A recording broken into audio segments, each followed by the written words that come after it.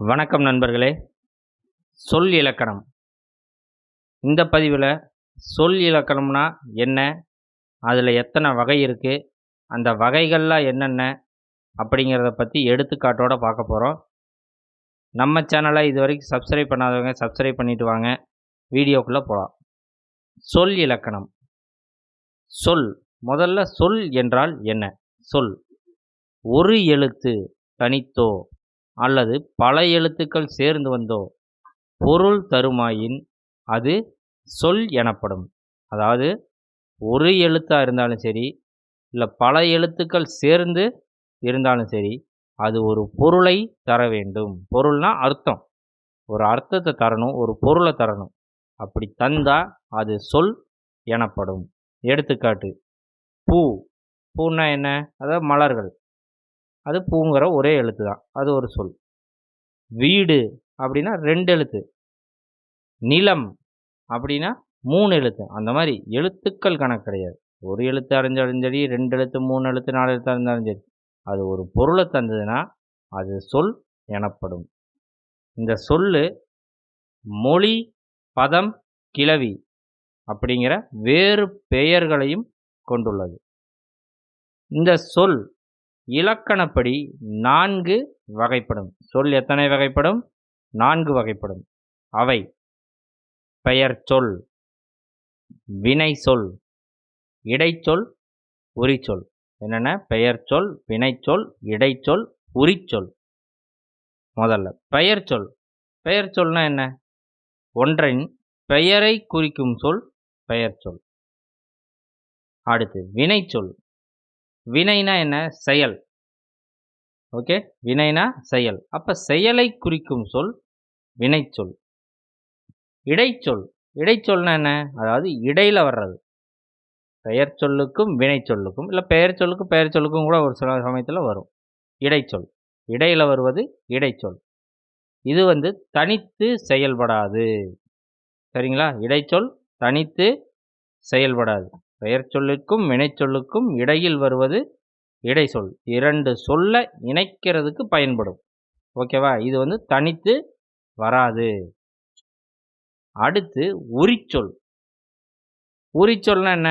இயல்பான ஒரு விஷயத்தை சற்று உயர்த்தி, எப்படி சற்று உயர்த்தி கூற பயன்படும் சொல் உரிச்சொல்.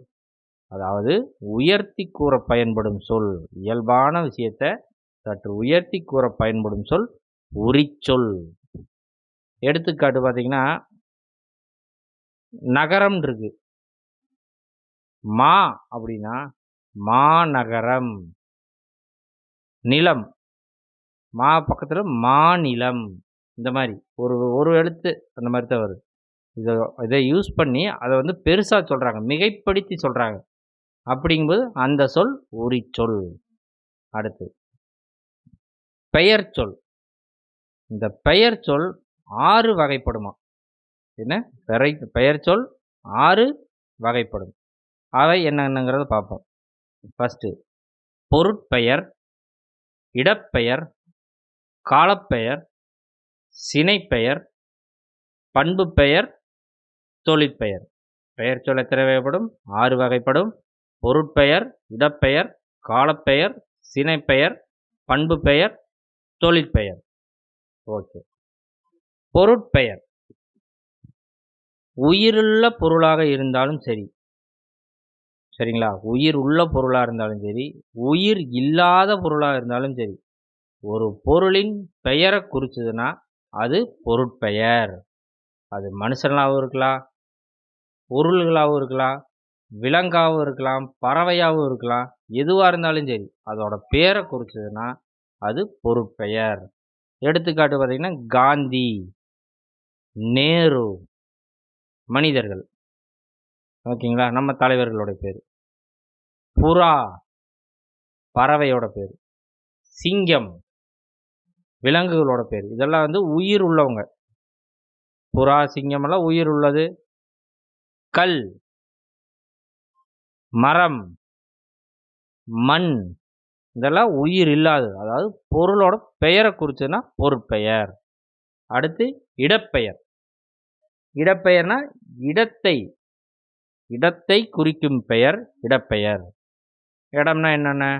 இப்போ மதுரை, பொள்ளாச்சி, பெருந்துறை, அதில் ஒரு ஊரோட பேர். பள்ளி, தெருவு, சரிங்களா? எல்லாமே ஒரு இடம் தானே. காடு, தமிழ்நாடு, கேரளா, சரிங்களா? இதெல்லாம் வந்து இடம் சம்பந்தமான பேர் வர்றது இடப்பெயர். அடுத்து காலப்பெயர். காலத்தை குறிக்கும் பெயர் காலப்பெயர். காலத்தைன்னா எப்படி? காலை, மாலை, பகல், இரவு, ஆண்டு, மாதம், நாள், இந்த மாதிரி இதெல்லாம் காலத்தை குறிக்கிற பெயர்கள். அடுத்து சினைப்பெயர். இதை கொஞ்சம் கவனமாக பாருங்கள். சினைப்பெயர் ஒரு பொருளின் உறுப்பை குறிப்பது சினைப்பெயர். ஒரு பொருளின் உறுப்பை குறிப்பது சினைப்பெயர். அது என்ன ஒரு பொருளோட உறுப்பு? இப்போ மனுஷன் எடுத்துக்கங்களேன், அவன் மனிதன், சரியா? மனிதனோட உறுப்புகள் என்னென்ன? கண்ணு, காது, மூக்கு, கை, கால், இந்த மாதிரி உறுப்புகள் இருக்குல்ல, அந்த மாதிரி உறுப்புகளை குறிக்கிற பெயர் சினைப்பெயர். ஓகேங்களா? மரத்தை எடுத்துக்கிறோம். மரம் இருக்குது. மரத்தில் என்னென்ன இருக்குது? கிளை இருக்குது, இலை இருக்குது, பூ இருக்குது, காய், பழம், வேர், விழுது, இதெல்லாம் சினைப்பெயர். சரிங்களா? அடுத்து பண்பு பெயர். பண்பு பெயர் இது வந்து ஒரு நான்கின் அடிப்படையில் வருது. என்னென்ன? ஒன்றன் பண்பை குறிக்கிறது. அளவு, சுவை, வடிவம், நிறம், இந்த 4 அடிப்படையாக வச்சு வர்றது பண்பு பெயர். அளவுன்னா என்ன?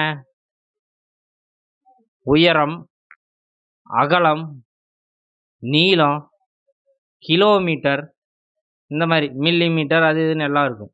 ஓகேங்களா? சென்டிமீட்டர், அந்த மாதிரி அளவை குறிக்கிறோம் பார்த்தீங்களா? அது அளவை வச்சு வர்றது. அடுத்து சுவை. சுவை எத்தனை சுவை? 6 சுவை. இனிப்பு, காரம், உவர்ப்பு, துவர்ப்பு, கசப்பு, புளிப்பு, சுவை அடிப்படையிலையும் வரும். அடுத்து வந்து உருவம், அதாவது வடிவம். எப்படி? வடிவம் வட்டமா, செவ்வகமா, சதுரமா, அந்த மாதிரி முக்கோணம், சரிங்களா? அந்த மாதிரி வடிவத்தை வச்சு வர்றது. அடுத்து வந்து நிறம், நிறத்தின் அடிப்படையில் அமைவது. அதாவது சிகப்பு, கருப்பு, மஞ்சள், வெள்ளை, இதன் அடிப்படையில் வருவது என்னது? பண்பு பெயர். இந்த 4 அடிப்படையில் வருவது பண்பு பெயர். அடுத்து தொழிற்பெயர். தொழில் பெயர். அதென்ன தொழில் பெயர்? ஒரு செயலின் பெயரை குறித்தால் அது தொழில் பெயர். ஒரு செயலோட பேரை குறிக்கிறது. தெரியுதா? செயலோட பேரை குறிக்கிறது. அவன் படிக்கிறான் அப்படிங்க, படித்தல் அப்படிங்கிறது ஒரு தொழில். ஓகேவா? ஒரு செயலோட பேர் படிக்கிறது, படித்தல் அப்படிங்கிறது செயலுடைய பெயர். நடத்தல், ஓடுதல், உறங்குதல், எழுதுதல், எழுதுறது, அது எழுதுதல் அப்படிங்கிறது ஒரு செயலோட பெயர். ஒரு செயலின் பெயரை குறித்தால் அது தொழிற்பெயர். ஓகேங்களா? அதிகபட்ச தல் அப்படிங்கிற விகுதி வரும். சரிங்களா? தொழிலின் பெயரை குறிக்கும் பெயர் தொழிற்பெயர். செயலின் பெயரை குறிக்கும் பெயர் செயல், தொழில் எல்லாம் ஒன்று தான். அதோட பெயரை குறிச்சதுன்னா அது தொழிற்பெயர். படித்தல், உறங்குதல், ஓடுதல், எழுதுதல், உண்ணல், ஓய்வு, இது எல்லாமே தொழிற்பெயர் தான். சரிங்களா? இந்த பதிவில் நம்ம சொல் இலக்கணத்தை பற்றி பார்த்தோம். இந்த பதிவு உங்களுக்கு பயன்படும்னு நினைக்கிறேன். இந்த பதிவு உங்களுக்கு பயனுள்ளதாக இருந்தால் லைக் பண்ணுங்கள், நண்பர்களுக்கு ஷேர் பண்ணுங்கள். இன்னும் பல பதிவு பார்க்க நம்ம சேனலை சப்ஸ்கிரைப் பண்ணி சப்போர்ட் பண்ணுங்கள். நன்றி, வணக்கம்.